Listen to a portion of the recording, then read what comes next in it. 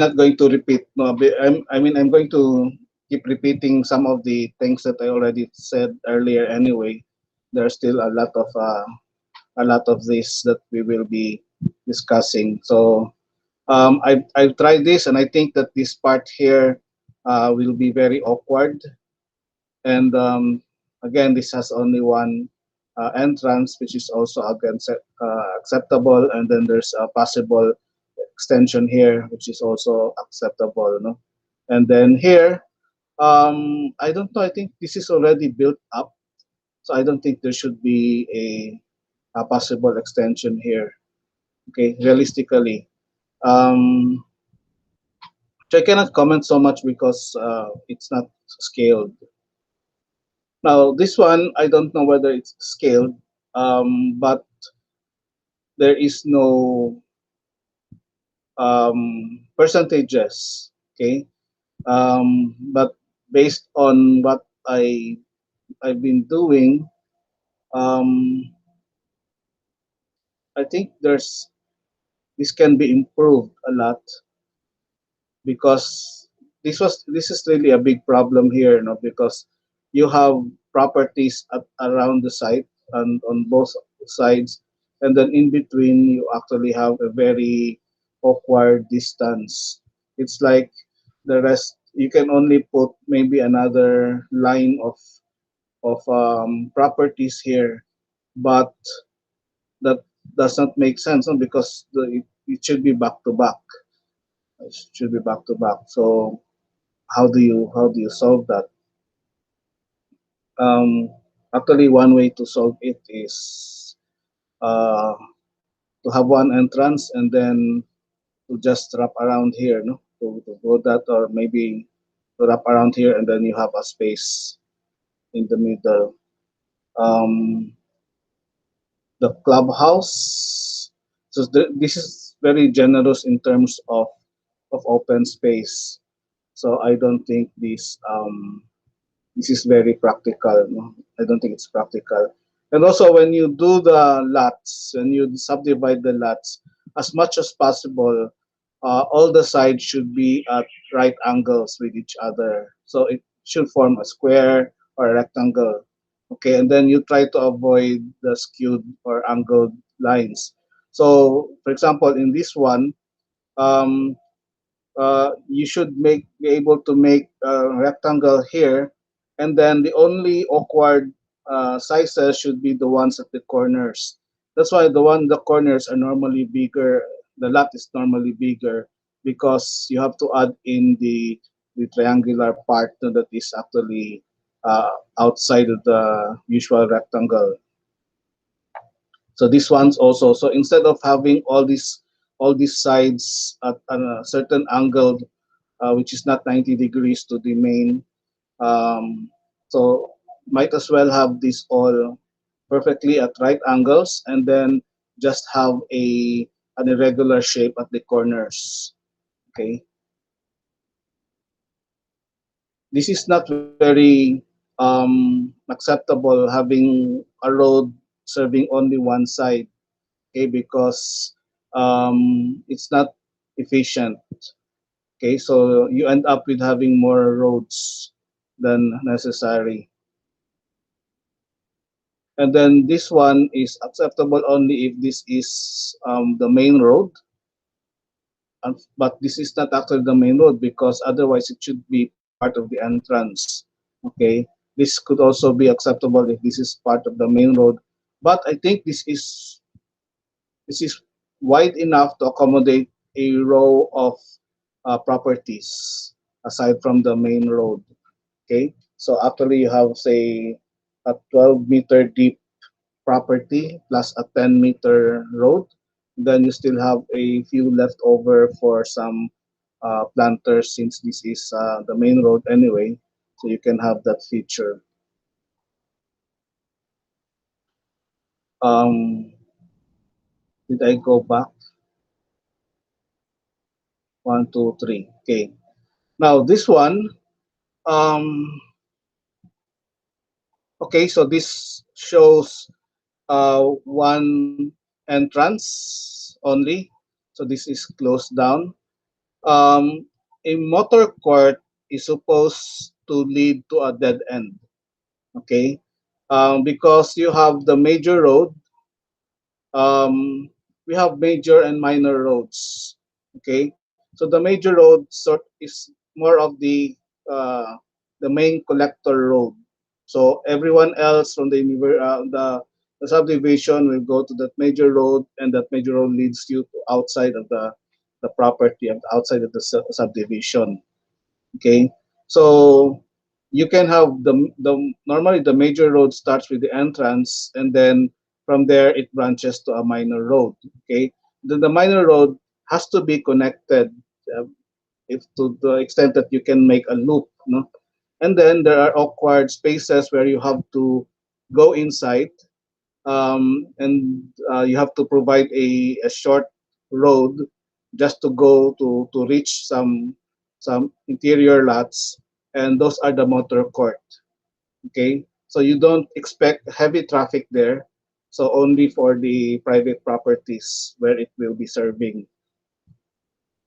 So this corner here at the left is very awkward. I will show later on some examples of how this should be addressed. Okay. Also, that corner on the upper part, the northern part, should be addressed. Okay. So the alley is not necessary because if we review um, our guidelines, you only need it when you have, say, 250-meter block length. If it goes beyond that, so you provide an alley in the middle. So, but this is hardly 250 meters. So there's no need uh, for the alley. So this could have been one major road, one main spine going inside, and then everything else. This can be now the minor road, and everything else going away from the major road. Okay, so this is a lot of parks and playgrounds again. Um, so the way that the percentages are placed are, if you see, the saleable is actually very small, no? So this is 34, 57, 56 or 57, 57 only. Um, so far, uh, the best that I was able to manage, given after working for a long time, no, I came out with two schemes. And I thought my second scheme was better, but in the end, it was still 62%. Okay. Um, so this is like the first one that I showed. There are two. Um, so this is awkward because although it would have been better if the one property takes up this end, because otherwise it does not make sense why it does not open to the road. Okay. Um, okay, here also, some property should be able to use up this part. Um, okay, again, so I think this is smaller in terms of ratio. Um, so major road, here, I question this part here, what it is for. I think it is better as a property. So there's a commercial space which is very good, but then it should include the whole thing, no? So the only non-saleable is the driveway. So if there is supposed to be a lawn in front of the commercial space for what, for parking or whatever, so that's part of the saleable. So the tenant also has to pay for that part of the property. Okay, and also this is not necessary. This road that leads I don't know where, no? And then this is not very efficient. Um,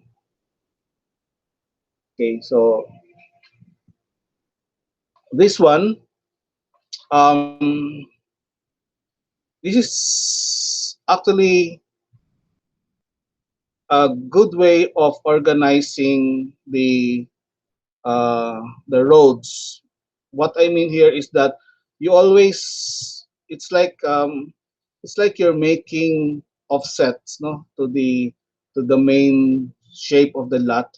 You offset it and then keeps on offsetting until they everything changes and the lines meet at the center, and that's where you make some uh, adjustments. So, for example, or you can also do like reference only one side of the lot. For example, this one was reference at the back, so all the lines are parallel to it. Okay, so that's is how this was organized. And then all the lines will also be perpendicular except for something, no, because this is again another um, awkward angle. So you can offset this and then try to fit that into the main organizing element. Um, so this is okay. Um, my only problem with this probably is that well, the corners, the ends here, and even the ends at the um, of the blocks can be part of the corner lot. Okay, so these ones here, the green spaces, can be part of the saleable lots. Okay, so therefore the end lots are normally not as square, no? So it's irregular. So here, also here, um, for example, if this were row houses, and then the next lot is awkward because if you put one row house, you still have a few meters left over. But if that's enough for a single attached or single detached or a duplex, then might as well have duplex along this road, okay? And then put the row house as you go in, okay? Um, so this is a lot of uh, dead ends, which is the disadvantage to this design. Um, Multi-purpose center is an 8-meter strip in the widest part. So I don't know how the multi-purpose can be designed that way. Um, so maybe something else should be done to look for a better multi-purpose area. Although I have to say that what I did the 62% that I managed to make did not yet include the multi-purpose center. No? But then I have to deduct that from the 62%, which means, but I have to look for a lot where I can really build a a decent structure. Um, this one is not too advisable again because of the double um, entrances here, the sides, and then the fact that um, you have to keep on going around. Okay, so compared to the last one, so you only have one, and then this goes straight, so it's very simple. So this one is a bit complicated. This one, um,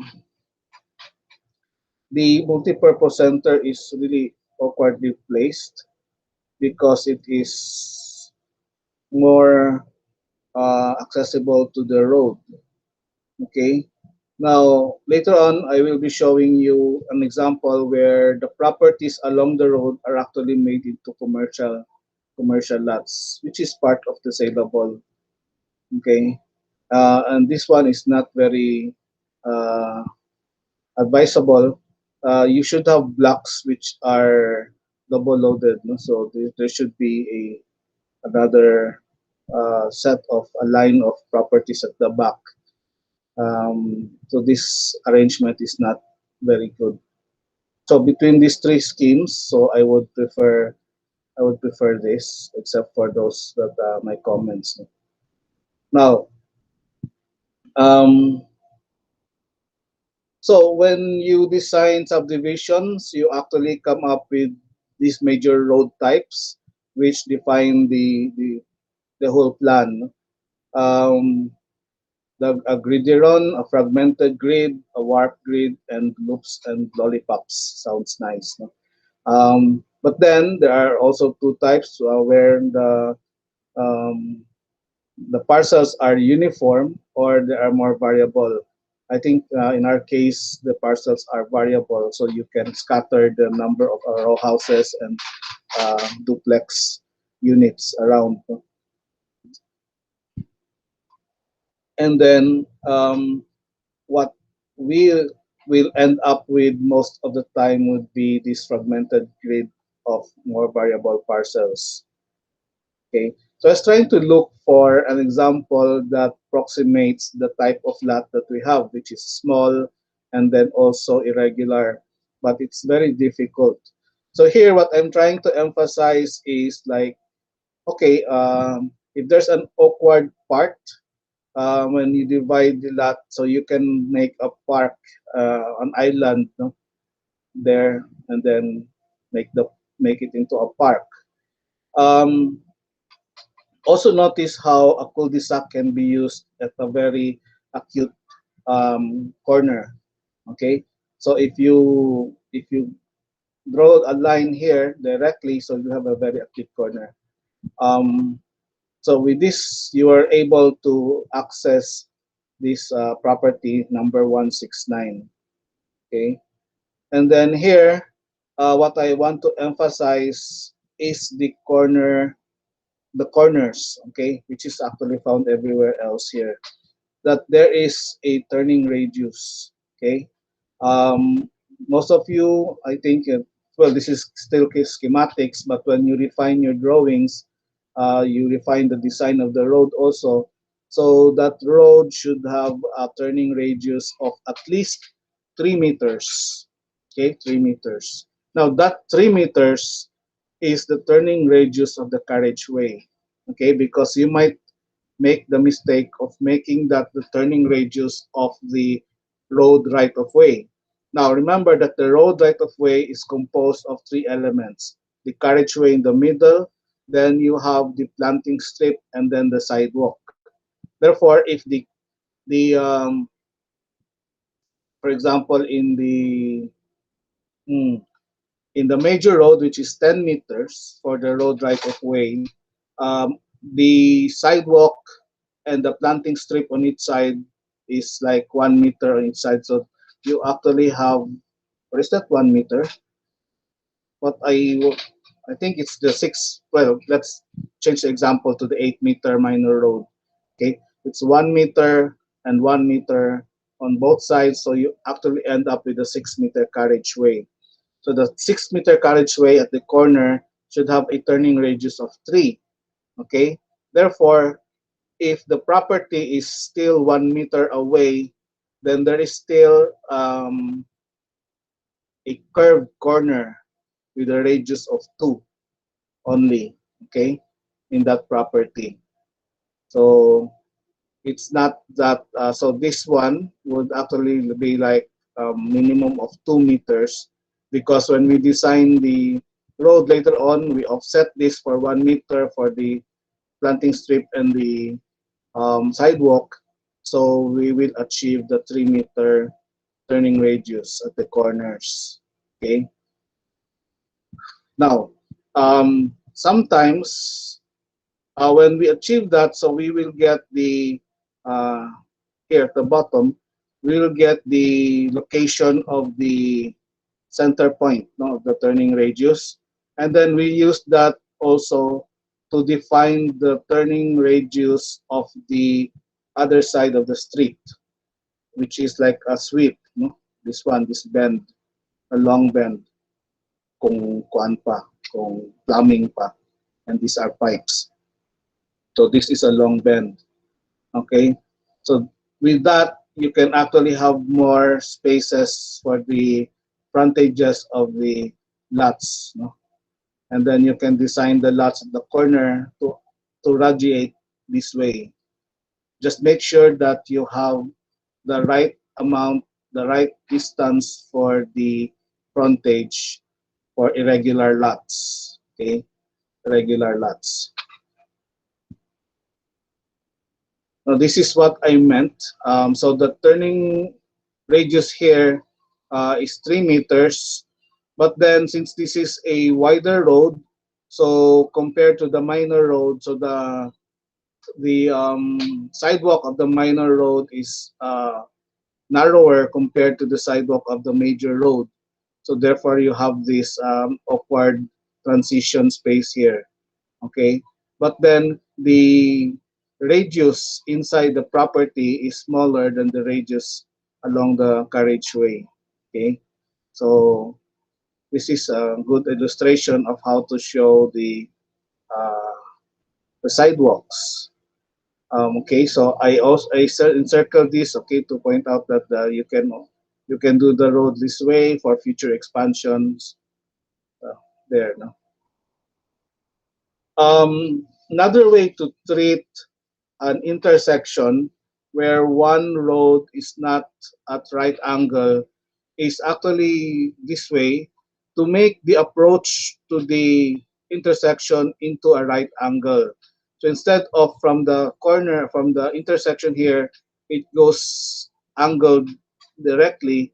So it's like there's a transition, a small part which is at right angle with the intersection before it turns.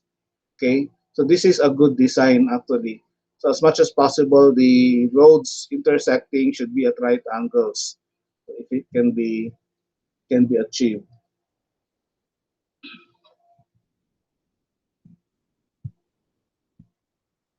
Okay, so notice how the corners here are treated. So they made use of some cul-de-sacs. Okay, but a cul-de-sac can be used if your road is wide. Like how wide? Um,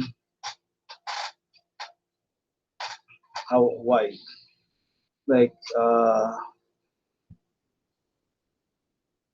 is that's a major road, no? And for me, I think the 8 meter minor road, it's not practical to use a cul-de-sac. But if you have the 10-meter road, um, that can be used as a cul-de-sac. The 8-meter road, you can end up with what we call the hammerhead um, end, hammerhead, no? But these roads here are wide so that they're able to make a cul-de-sac. Okay. Um, I'll show an example of the hammerhead later on. Okay. So here are two ways that the corners were um, treated. So this would have been the regular with probably a minimum of 3 meter turning radius, and then this angle, this sweep here, this curve is based uh, on the center point, no, this rate of this one. But here, since the lot is more irregular, so the designer decided to use a longer curve along this line, and then this time this is the one that followed, no, the interior curve is the one that was adjusted. What else can we learn from this? So if you notice, okay, um, almost all of the properties are at right angles with each other except the ones near the corners. So this becomes irregular. In this one, they're at right angles, but the corners, the end or the ends are bigger. Okay, so it does not have to be direct like this, that straight. At some point, some properties may become smaller, so therefore uh, their boundaries does not need to go direct, no, like this. So they can be offset, but at this spine, back to back, it's straight. Okay, straight. So if you have these corners, again, just make sure that the frontage follows the minimum required by law. I would actually try to avoid a very sharp lot like this one, number 23 and number 22, which you can also find here, number 19 and 18. I would rather have something like this, no, number in this block one, number 22 and 23. So nothing as sharp as this because in the end, it's not really very useful, that part of the property.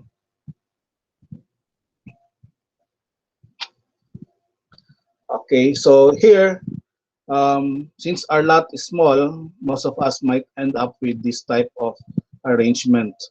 Okay, so no long sweep along the outer end of the road. Instead, it ends like uh, at right angles or at the corner, no? With no curves. And so you have to make the lot here bigger. Um, I think if this is a corner lot, this or an interior lot, this has to be at least 6 meters. We should have at least 6 meters of frontage for an open market subdivision. Um, Hammerhead is the one you see here at the other end. So I forgot to put a circle here. Okay. So instead of a cul-de-sac, it comes out like this. It turns a little, but then an abrupt dead end. Okay. Just enough to reach some of the properties.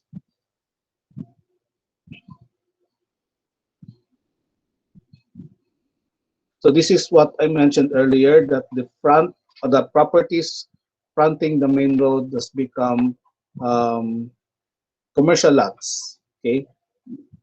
The advantage to this is that it provides you with a distance, to go in to make your entrance more ceremonial. Okay, rather than to immediately have the gate along the road. Okay, so it does not make it very classy. No? Okay, so if you notice, well, this is uh, a very easy lot to design. But I would advise that you do it this way, the commercial lots. They're still part of the subdivision and they still fall under saleable.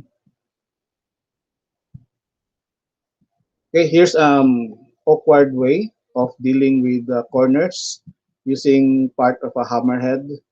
Even here at the bottom, you can see that, no? And then that's how you divide the properties. Okay, so in this case, there's a loop.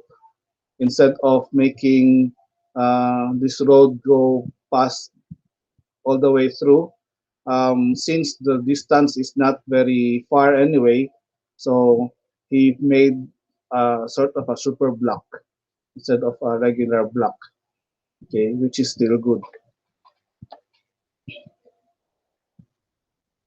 That's the last, no?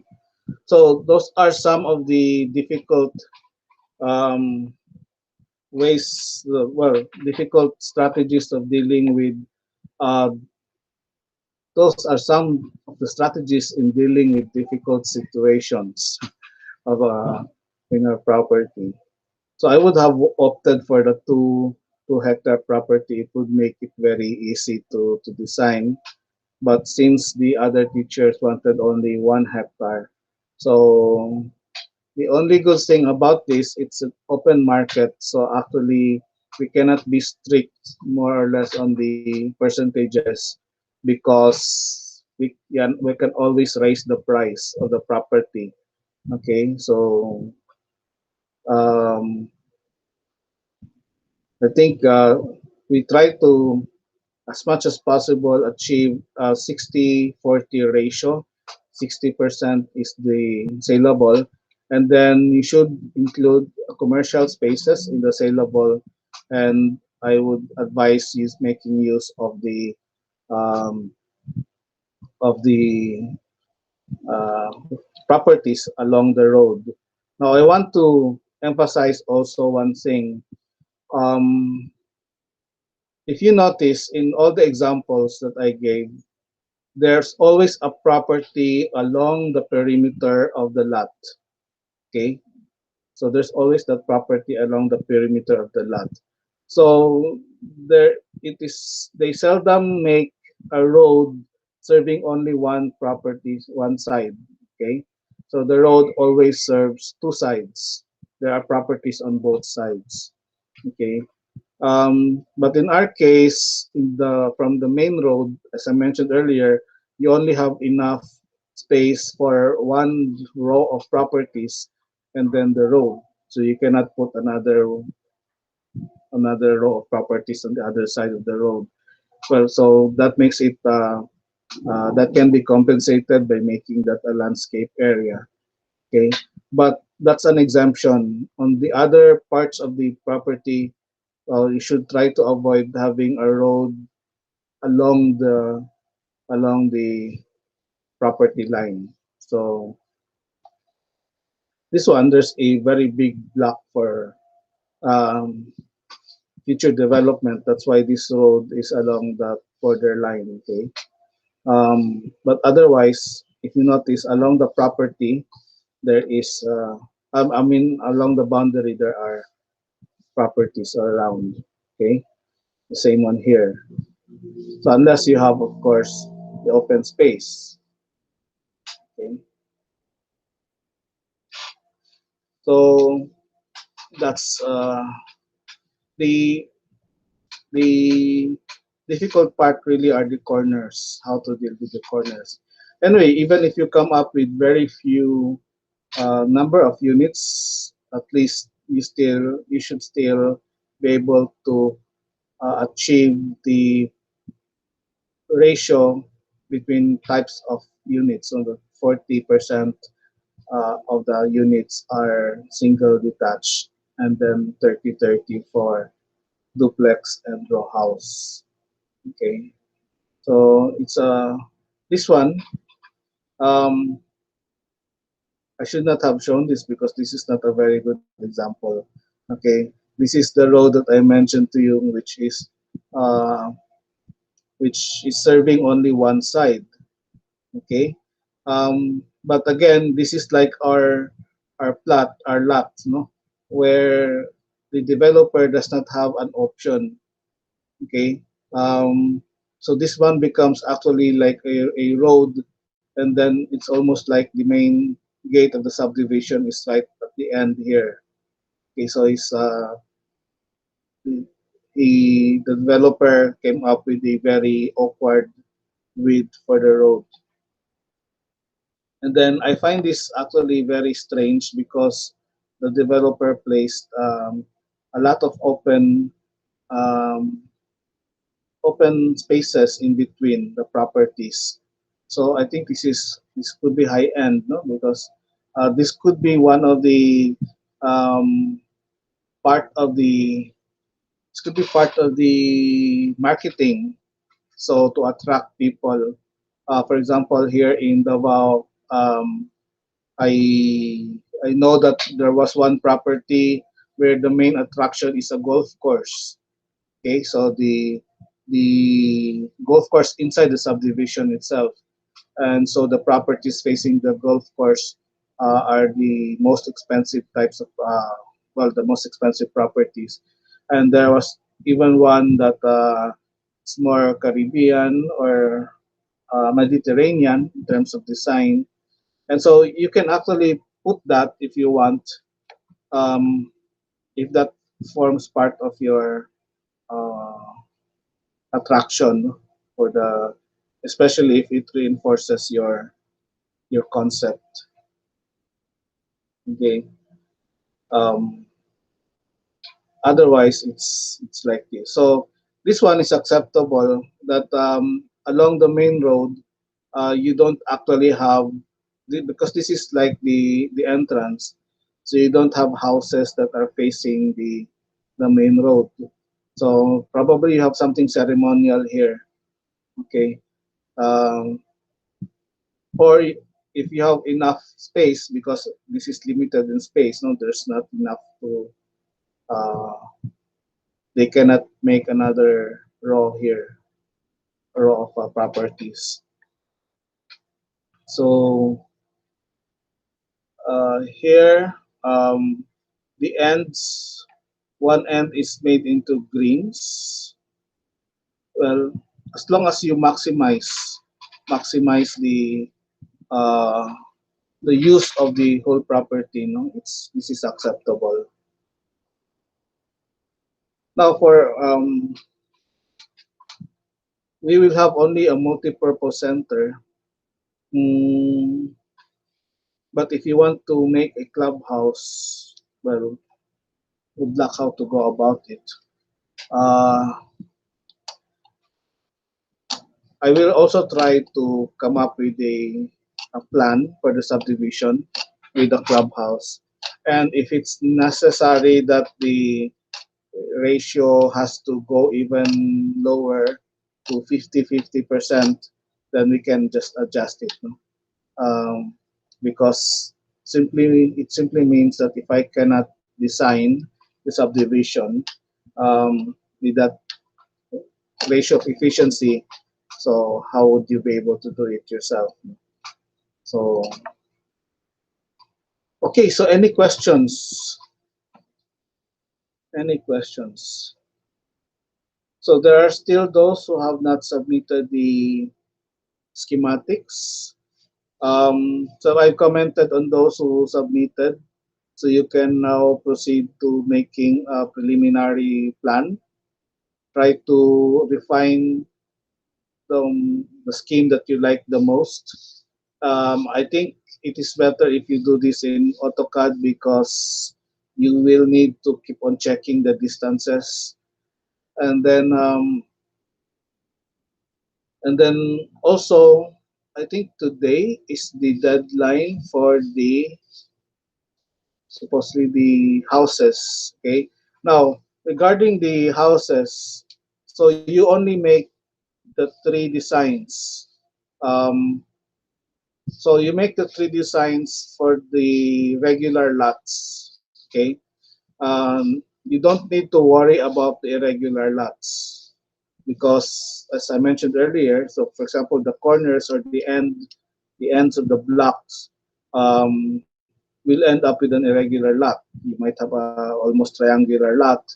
But what is important is that your design should be able to fit inside the irregular lots given the setback requirements. Okay, so wala na. So you only need to design, you submit uh, three designs: the single detached, the duplex, and the uh, row house.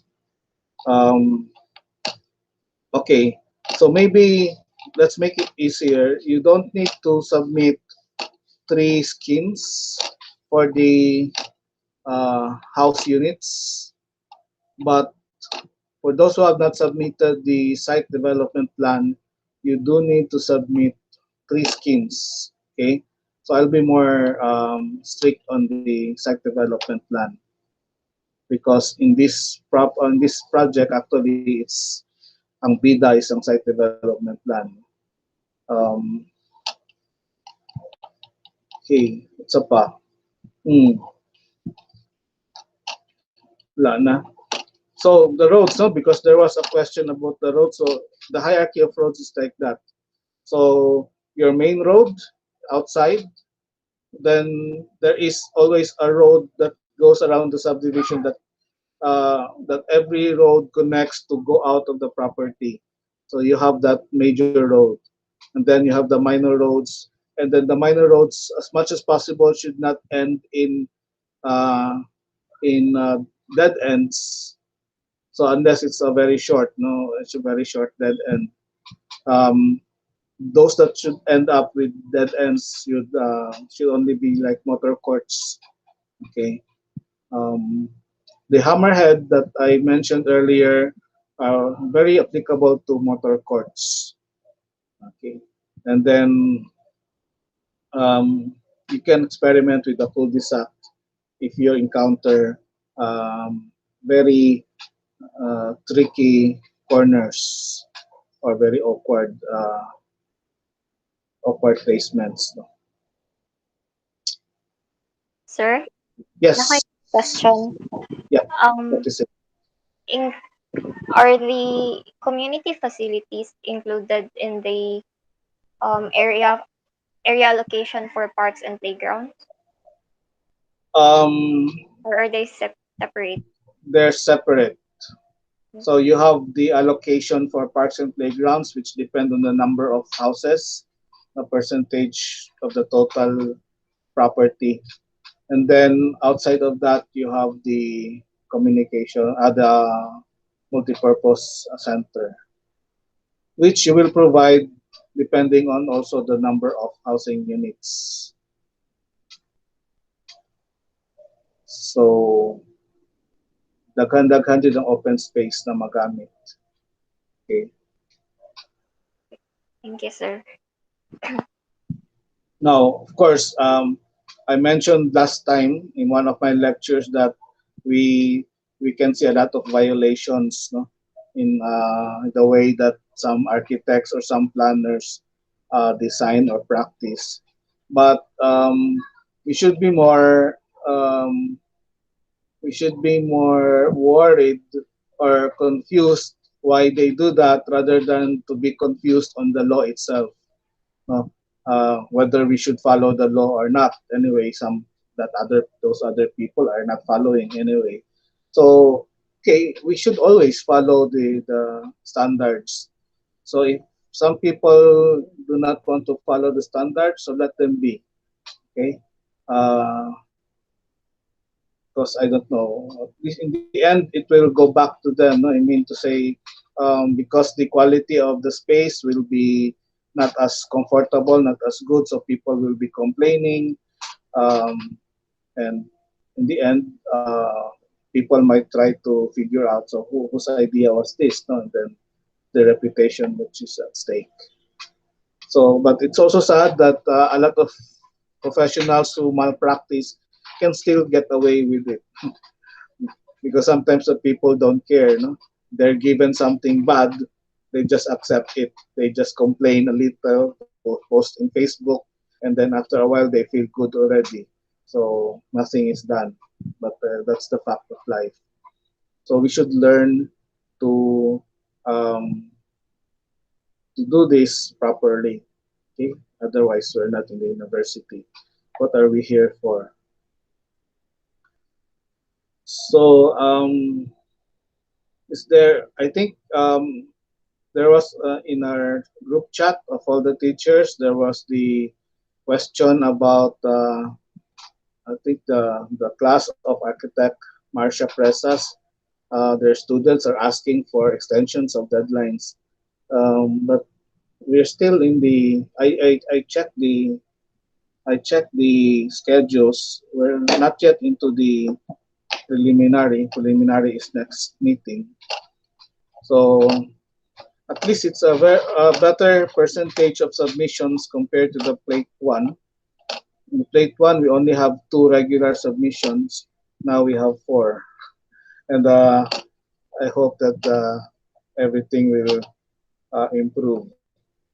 Okay, so you really have to submit. You really have to ask because that's the only way that we learn here by doing, learning by doing. Because I can keep on repeating the guidelines to you, but unless they are used, um, they don't mean anything.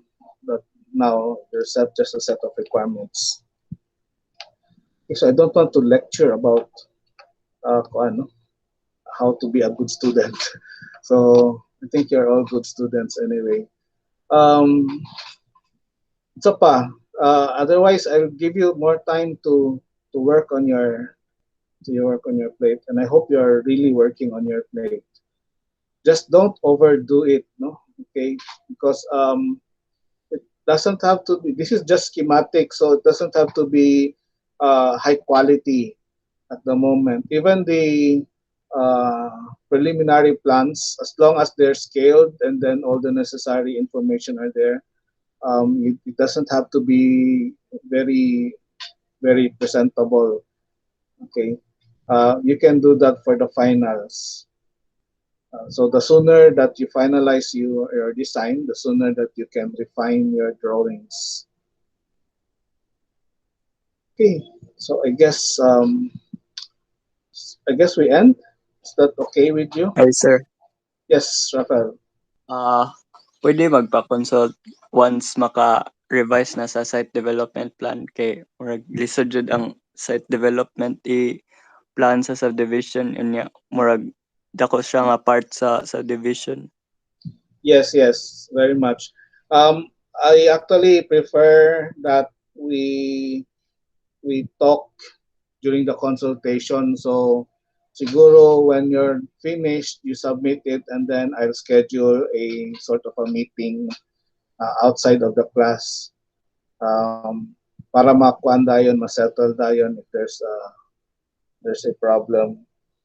Because before, what I did was just to make a video recording of my comments, but I don't know whether I'm really reaching through, no? So I want to make sure that na makasabot jud pa, that mas masabtan jud ko.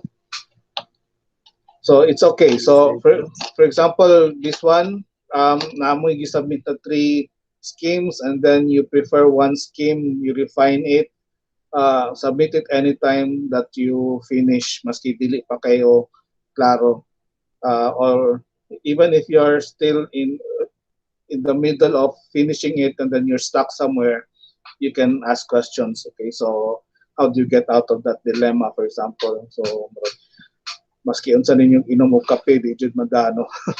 So you can ask me questions. Okay, so kung madugay kog tubag, okay, so kuan lang, pasensya lang gamay kay usahay. Saturday especially, I go out to the mountains, no? I spend my weekend in the mountains, and then we're still putting internet there, small vacation house namo. So lately wala, dili ko ka access kung Saturdays. And then I always sleep early and wake up very early. That's why if you email me at like midnight or 1 p.m., 1 a.m., so it's very rare that I'm able to reply. Most of the time I'm snoring at the time. So wala na ang kuan, ang habits na ako. Okay, so kato lang siguro. There are at least 10 of you. So thank you very much for coming, for listening, and good luck on your plates. Thank you, See, sir. yeah, thank you. Thank you, sir. Thank you, sir.